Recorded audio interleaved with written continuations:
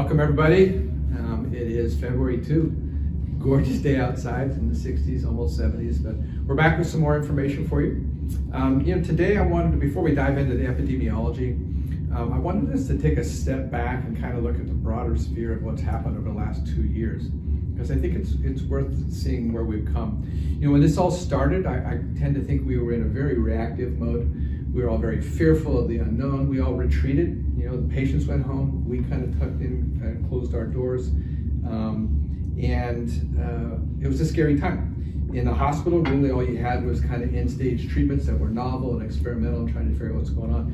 And subsequent to that, we've kind of moved into a proactive stage. And as part of that, we have preventative strategies. Now the vaccines have been around for a year, but we're still playing with the optimal use of them and trying to tailor them to different ages. We have an outpatient treatment now that is highly effective, that we can prescribe, and as the supplies of that become more plentiful, I think it'll be just like prescribing Tamiflu that we do so routinely. And then just in treatments in general, we've got preventative treatments. We have an outpatient preventative treatment for the immunocompromised. And then my understanding is in the hospital it's become much more sophisticated. You've developed much better treatments for the highly sick people. Yeah, we kind of know what works and what doesn't work in the hospital more. Yeah. Anticoagulation, antivirals, the timing of them has been critical. Right. So we've really come a long way. Quite the contrast to 1918. Right, yeah, the pandemic of 1918, they had masks. That was it. And hand washing. And there was an incredible firestorm of cases. No vaccine, no antivirals. Hospitals were not what they were now. Yeah. And, people didn't go on ventilators, you just died. Yeah. So, it also went on longer. So it went that 5 years with 50 million people dying. So yeah, it's a much different experience today. And it's hard for us to realize that back then, from then to now. 5 years sounds scary. Okay, so I just wanted to bring that perspective. Next, anything new on vaccines? Do you have any vaccine I want to give it just a quick vaccine update because it's been in the news recently. And I'll show you the first slide. The first slide shows that January 31st, just recently, the Moderna vaccine, and they're going to call it Spikevax. Spikevax got full FDA approval for 18 and over, which means that the younger teenage ages are still under EUA. The booster is still under EUA. And just to remember, going back to in August, Pfizer is the first one to get full FDA approval. I kind of forgot what that date was. And what is the significance of getting FDA approval? So a full FDA approval means that governments, county health departments, and then agencies as well as some businesses can mandate it now. Okay. Just like the flu vaccine, where they mandate the flu vaccine in certain instances, now it gives organizations time or the ability to authorize something that's no longer experimental. Okay. But it's important for clinicians to know that, for example, the Pfizer vaccine, for Pfizer and Moderna, it's just the 2 doses that's FDA approved. The booster is still under EUA. Younger children is under EUA, and Pfizer is now going to the FDA to get approval under EUA for 6 months to 4 years of age, which I think is really going to be helpful in the pandemic and lowering the number of people and raising our herd immunity. Also in the news, a protein subunit vaccine, Novavax, is seeking EUA approval from the FDA. Now, Novavax presented its data back in May, and in May its data looked really good, about 90% efficacy against the strains at that time, before Delta, before Omicron. And then they had some manufacturing issues, so they delayed their presentation to the FDA to now. But we may have a 4th vaccine. We have Janssen & Janssen, with the Pfizer and Moderna, we may have Novavax. The Novavax vaccine is a protein subunit vaccine, and it's very similar to the same science we use for hepatitis B vaccine. So we're very familiar with protein-based subunit vaccines. Okay, still moving forward, good. Let's turn to epidemiology. I'm actually excited to show this next slide, which is the Sutter Bay Medical Foundation lab and cases. Big broad arrow there shows you where we're at, which is very encouraging. It's a significant drop in the number of cases, probably going from 650 a month down to closer to a week. 650 a day, down to about 200 cases a day now. And then you also see the positivity of test results is drastically coming down. So this is all good news, and I think we feel it. We're feeling it in the clinics. Yeah, I think what's happening now is that the hospitals are still feeling a bit of a surge, but the outpatient one is better. Here's some Sutter data. Sutter data shows that of all patients who are symptomatic, 32% of swabs are positive. If we said that in the flu season, we knew it was a bad flu season. So 32% of symptomatic patients are positive. 8% of patients, 8.5% of asymptomatic patients are positive. So patients who are testing, for example, before surgery and before procedures. Now the good news is, as you said, Gary, last week it was higher, it's 34, almost 35% symptomatic and almost 10% asymptomatic. So we're seeing the cases come down. I also included in the lower part of this the positive testing rate by our hospital. So this is kind of local data that shows that we're kind of over the crest and on the downside of it, but we're still seeing hospitalizations, and the hospitalizations are still predominantly 99% in unvaccinated. In fact, I've actually called last night about the first vaccinated patient who's requiring 3 to 4 liters of oxygen, but it's someone who's older with rheumatoid arthritis and they're on a biologics, so they're immunosuppressed. Yeah. Okay. We have some more information from a recent article.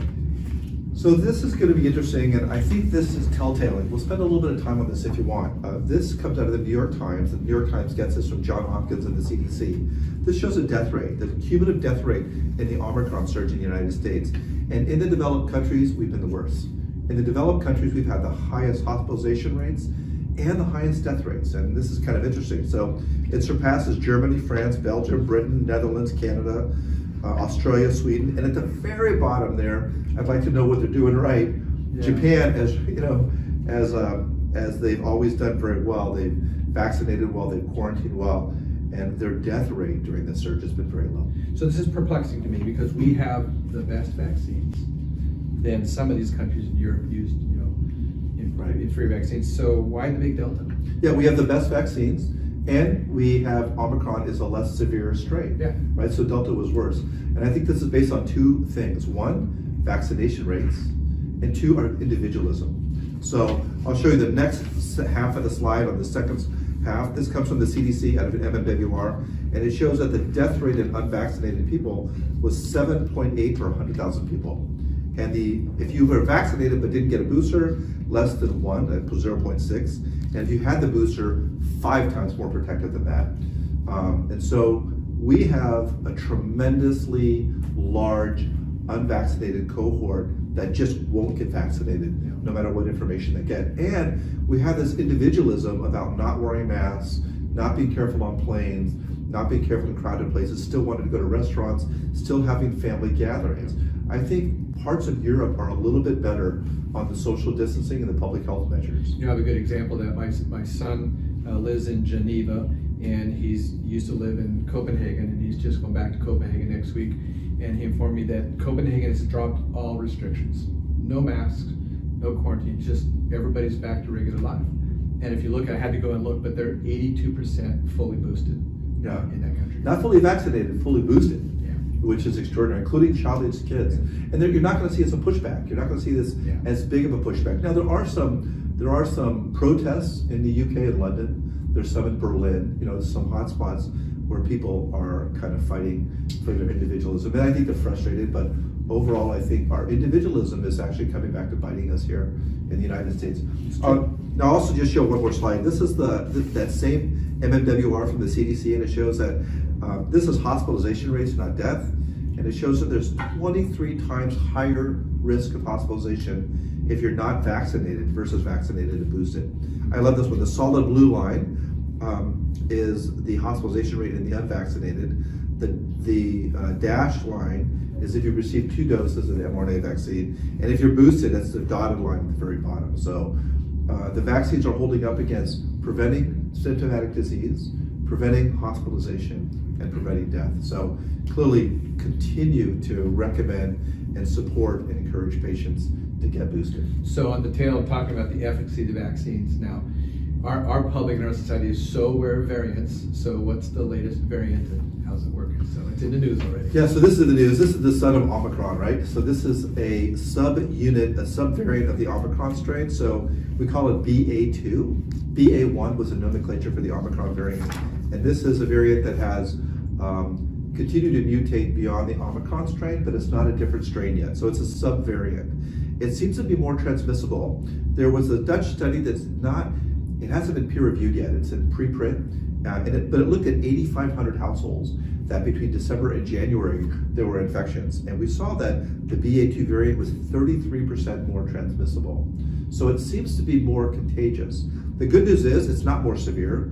The good news is the antiviral treatments still work, the testing still works, and also vaccine efficacy seems to be maybe even a little bit better, but equivalent. So the vaccine efficacy has not dropped with this new variant.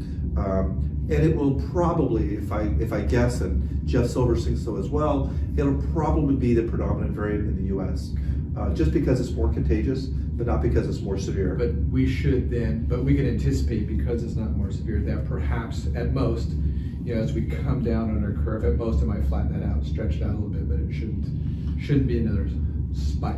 Right, so that's actually, Gary, that's very insightful. I think you're absolutely right there. I think that what it might do is we might not see that drop in the end of the curve. It may taper off a little bit, just like the Delta variant did. Yeah. But yeah, you're correct. I don't think we're going to see another surge because of this. Okay, good.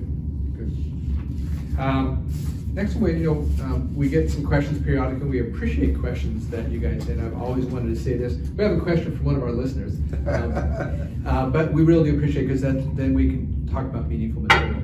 But antibodies. So antibody testing, we haven't talked about that a little bit. Is there utility for that? Patients are still asking for it. Now we're getting some medications that we might use in a prophylactic fashion. Does it play a role in that? Where are we at with antibodies, antibody testing? So I just went back to the CDC website, because this question came from Renee Armstrong. So thank you, Renee, for being very thoughtful. And if anyone has a question, I guarantee you 10 other people have that same question. They're just being kind of shy. So good question. When do we do antibody testing? The CDC has not changed its recommendation there. And one of the problems is we have so many different platforms to test. We have more platforms in the hospital, clinically. We have more platforms in the community, the rapid reagent tests. And the CDC recommends right now that do not use antibody testing to see if someone's been immune from natural infection or from vaccination. And there are good reasons for that. The two reasons are, one, the antibody tests are all over the place. And so antibody testing either at home or commercially are not going to be as effective. Now, in the commercial assays, you have to apply it to the FDA for EUA to get those approved. And for commercial labs, some antibody testing outperform others. So you don't know what's reliable. Also, the antibody testing may not be testing for neutralizing antibody, which really protects you from the spike protein. And so if you get an antibody test, is that protective antibodies? We just don't know. So the other part about that, Gary, is that the lymphocyte response, your memory immunity from vaccination or from natural infection, isn't measured by the serology test. So you may not have an antibody response on one end, but you have immunity on the other. So I hear several reasons why it's not really useful for us. It's the testing is all over the place, different tests used. Right. It doesn't necessarily test the right cell subset, and doesn't tell us anything about the function of those cells. Correct. So it's just not useful. All right. So Yeah, it's it's not used in useful. experimental research situations only. The one area where I think we're going to find this useful is going to be in the very, very elderly, like maybe a nursing home, and that's being under study, and also in the immunosuppressed. Okay. And so we're starting to see some oncologists and academic centers use specific neutralizing antibody to tell the people who are on B-cell depleting agents like Rituxan, are they going to respond? And should we do something else for them? Okay. Now that we have this prophylactic anti-shield. So that's to come. That's not Right. for us to start ordering antibody tests. Okay. That's correct. Yeah, but again, I'll watch the data on that. I'll work with our oncologists on that, and we'll have more to come, I'm sure, in the future. Okay. Another question we got was about testing. There's always a lot of confusion when things are so broadly used by our society, and then employers have different mandates and requirements. But I'm trying to figure out what's the most effective use of our testing. And I'm talking about, broadly speaking, antigen testing, which is available to anybody, and PCR testing. And my impression is that what we know about the antigen testing is it tends to turn positive a little later than a PCR in a symptomatic individual. And it tends to turn negative sooner than a PCR. And broadly speaking, we kind of think of it as something that's measuring our contagiousness, whereas the PCR test is much more accurate, it's much more sensitive and specific, but it stays positive for a long time, so not so useful for contagiousness, but for situations where we need accuracy. Is that accurate? Is that Yeah, sound right? I think you hit it right on the head. That's very true, Gary. The antigen tests, the home tests, are not very sensitive. And so it takes more virus to trip the test. So early in symptomatic disease, that might be negative. But also, because it's less sensitive, as your viral load goes down, the antigen test becomes negative more quickly. The PCR test is more sensitive and more specific. So the PCR test we do in the labs, PCR NAT testing in the labs, where antigen testing we can do at home. I look at it that antigen testing or home testing is great for community activities, like going back to school, going back to work. Can I have a wedding? Can I have a dinner party if I test everyone before? Because if your positive predictive value is high, as it is during an Omicron surge with a very contagious virus, that's pretty reliable. On the clinical side, not the community side, but on the clinical side, that's where we want to use NAT and PCR testing, because NAT and PCR testing is so sensitive and specific. We don't want to be wrong if someone's going to have surgery or have a procedure or undergo sedation, or we really want to know if this pregnant woman has or does not have COVID as she heads into a C-section versus vaginal delivery. So we use the PCR testing clinically, we use the NAT testing in the community. The one caveat is, if you're a clinician, primary care doctor in the clinic, in the ER, and someone says, hey, I just tested positive by home testing and I'm symptomatic, you do not need to confirm their test clinically. Okay. So I think you can say that's positive, and with positive predictive value, a reliable positive test. So there's no reason to be repeating it. Right, I wouldn't PCR, confirm. follow-up PCR. Yeah, I wouldn't confirm a home test in a symptomatic patient with a PCR test. Even in an asymptomatic patient, I wouldn't confirm it. The quarantine is a quarantine, Yeah. and you're going to treat someone based on their risk factors for disease progression. So you're going to reach for an antiviral in someone who is older, does have rheumatoid arthritis, does have diabetes, is obese, not because the PCR test is going to be positive or negative. So you don't need to confirm a home antigen test. Okay, and you know, many employers, I should say, have put in guidelines of getting a negative test when you come back to work and so forth. But from a clinical side, is there any role for repeating a test to go back to work or something? It's not a clinically useful tool. And so I think that's an arbitrary thing for people to suspect it's safe to come back to work. The data for that comes on something called cycle threshold. We know that PCR testing, the more the test or the machine has to cycle a threshold, in other words, 1 cycle, 2 cycle, 3 cycles, the more it has to cycle, the less virus there is. So it's a little bit inverse relationship. If it cycles once, it picks up the virus, there's a lot of virus there. If it cycles 30 times, there's not much virus, and it has to really reach out to find it. So based on cycle threshold, people extrapolate that and say, oh, if your antigen's negative, you're not expressing virus, but was the swab taken right? Did they do both swabs? Yeah. Did it go back far enough? Did they let the swab sit on the counter? So there's a lot of nuance to that, but no reason to repeat a test clinically, although some employers and some organizations, some airlines and industries are making that decision, but it's not clinically based. Okay, good, thank you. Last thing I want to bring up is something I've sent out emails about, and that is boosters. California Department of Public Health has mandated and required that all clinicians receive a booster. They just extended the deadline from February 1 to March 1. You've had a couple emails from me, those of you out there. There's still about 15 of those in our group who have yet to respond that they are or are not boosted. We'd like to hear from you. Just send an email to myself or Erica, because we do need to have a full slate of that if we were to be investigated by the state, because we are the employers. As a parallel issue to that, we do want to create a permanent medical record of your COVID booster status. So I still would ask that you go through the step of uploading your data to the Employee Health Services. And if you don't know how to do that, reach out to Erica and she can send you the link to do that. But we still want you to do that. We are not submitting that on your behalf. We're just tallying on an Excel spreadsheet that you've notified us you've had your booster. So thanks for your cooperation on that. And Gary, as always, thanks for your knowledge and your input.